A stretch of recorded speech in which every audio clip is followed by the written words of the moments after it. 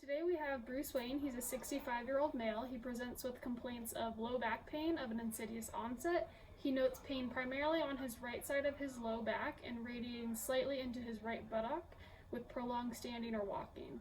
He has pain that eases immediately when he sits down.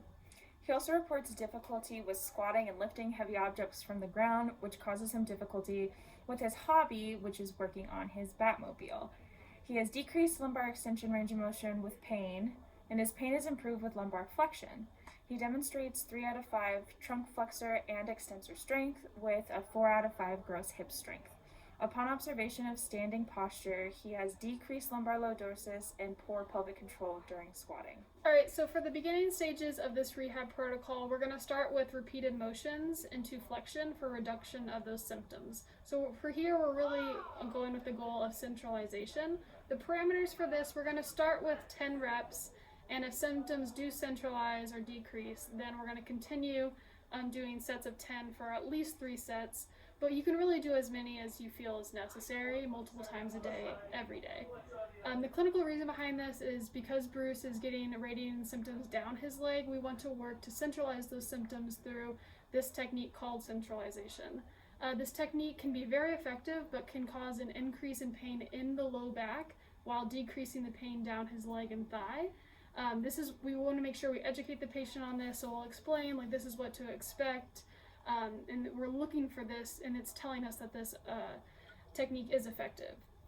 We can then progress this exercise once symptoms are local to the back, into that low back by adding weight or trying to do repeated motions in the opposite direction, so then working into that extension.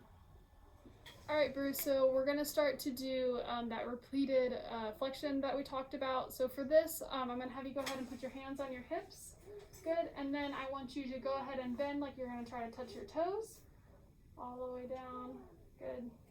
And then all the way back up. Good, and then we'll continue to do... All right, and the next exercise we want to do in the beginning phase is pelvic tilts.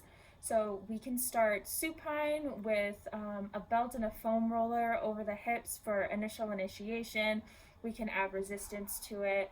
And once from there, we can progress to standing using a cane to help cue that pelvic tilt when doing functional tasks.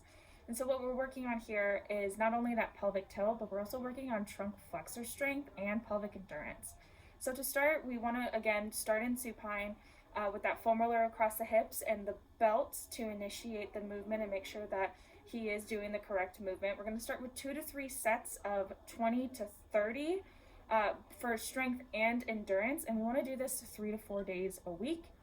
We can then progress to sitting on a Bosu ball doing pelvic tilts because Bruce will have the movement down by then after we start from supine and moving on to sitting. Again, we want to do 2 to 3 sets of 20 to 30 for upright strength and endurance, again 3 to 4 days a week.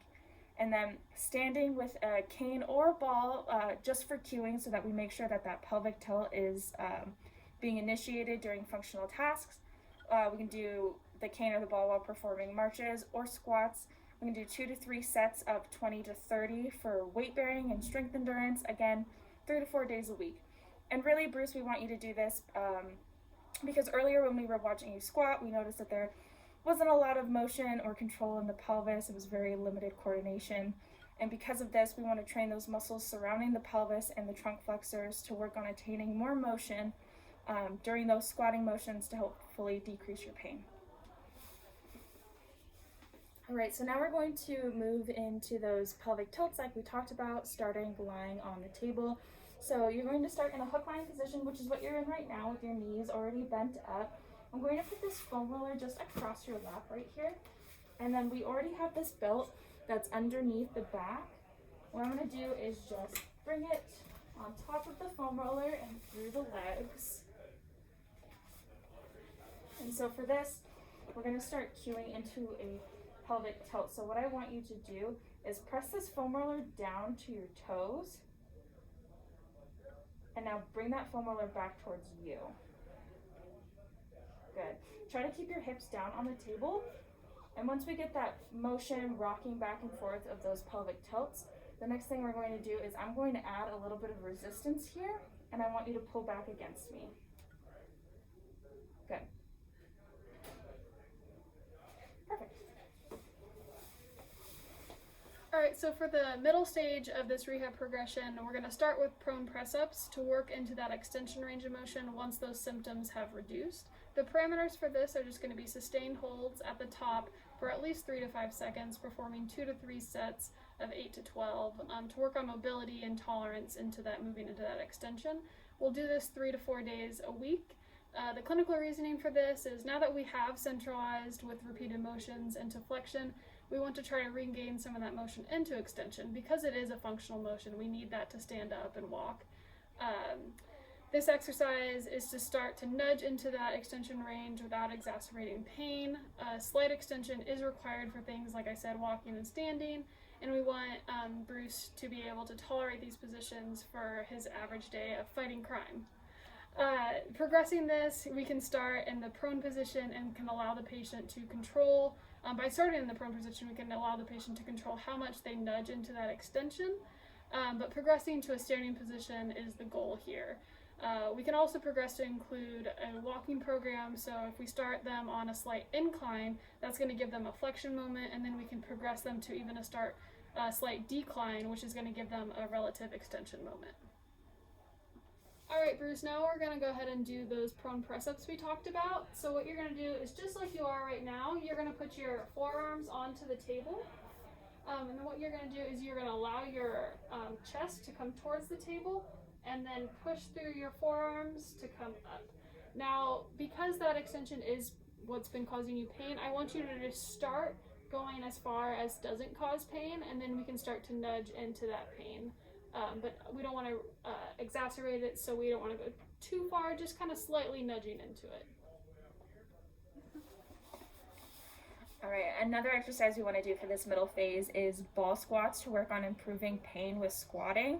So like we did with the pelvic tilts, we've already got the foundation down. So what we want to do is progress to a loaded squat, starting with 3 sets of 10 to 12 for strengthening while we maintain that pelvic tilt. So again, we're progressing from that beginning stage.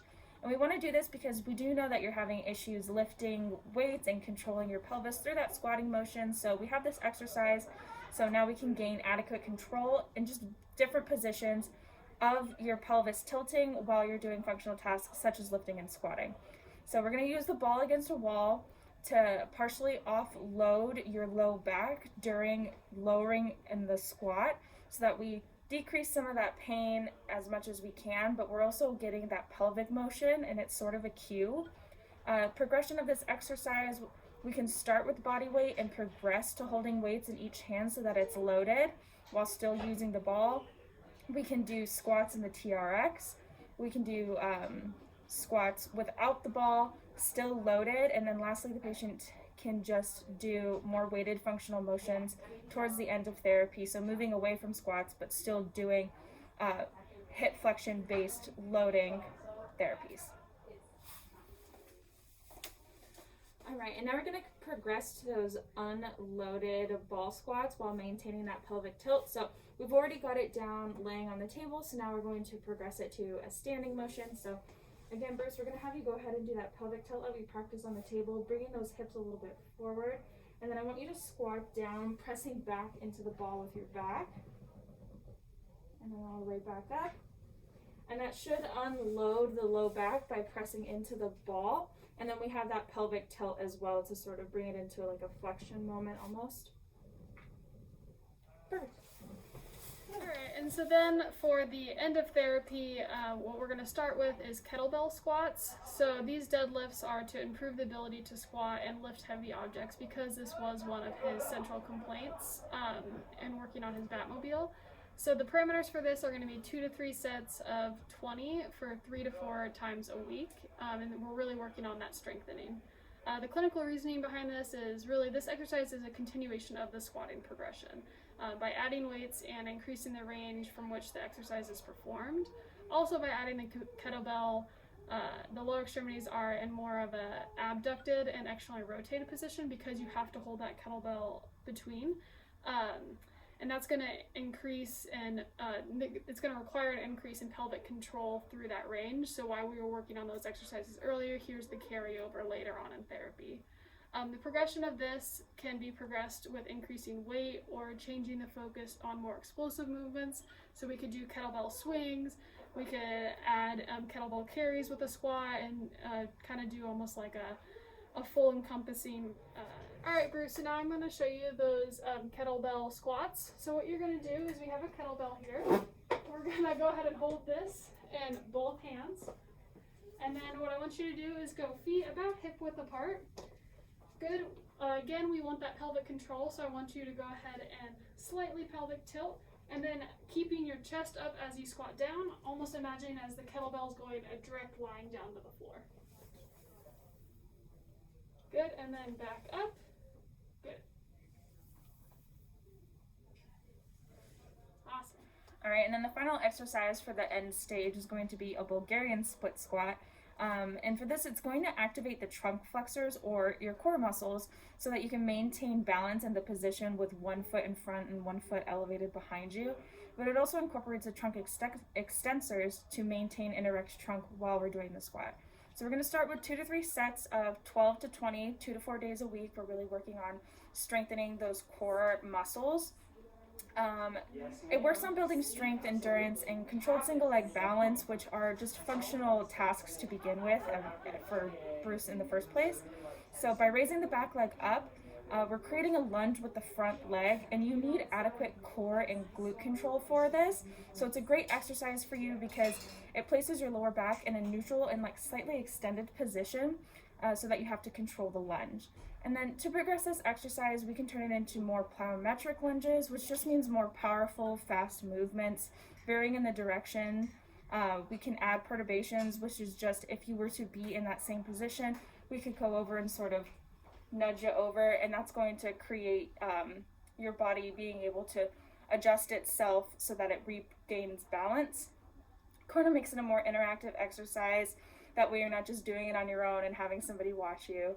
And then we can also add in a ball toss as well and other multitasking controls so that instead of just working on balance, now we're working on other things and different motions as well. All right, so now we're going to do the Bulgarian split squat. So remember, we're working on our core muscles to keep balance, but also our extensor muscles to keep the trunk upright while we're performing this exercise. It's also getting the glutes as well. So what I want you to do is go ahead and stand in front of this box for me. Place one of your legs back onto the box with your foot. Perfect. And then if you need to, I can hold on your arms and you can jump forward just to bring that foot out more in front. Good. And now, so what we're going to do with hands on their hips, go ahead and squat down. Try to keep that chest up for me. Perfect. And again, we're working on those trunk muscles for control and balance and the back extensors to keep the body as upright as we can.